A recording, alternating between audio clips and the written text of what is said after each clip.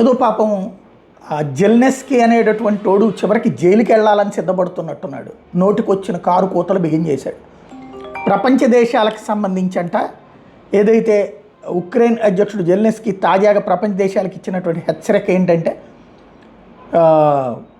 రేపు victory parade, రష్యాలో జరగబోయేటువంటి విక్టరీ పెరేడ్కి ఎవరైనా ప్రపంచ నేతలు వస్తే వాళ్ళ భద్రతకి నేను గ్యారంటీ ఇవ్వలేను, వాళ్ళకి సేఫ్గా తిరిగి వెళ్తారని నేను గ్యారంటీ ఇవ్వలేనని. అసలు వీడిని ఎవడు అడిగారు? రష్యా ఇచ్చుకుంటుంది ఆ గ్యారంటీ. ఎవరు అక్కడ రష్యా పిలిచిన వాళ్ళు ఎవరెవరు? ఒకటి అమెరికా అధ్యక్షుడు, రెండు భారత ప్రధానమంత్రి, చైనా అధ్యక్షుడు, ఇజ్రాయెల్ వాళ్ళు. వీళ్ళని పిలిచింది. వీళ్ళని చంపగలిగినటువంటి దమ్ము ఉక్రెయిన్కు ఉందా? వీళ్ళ మీద దాడి చేసే దమ్ము ఉక్రెయిన్కు ఉందా?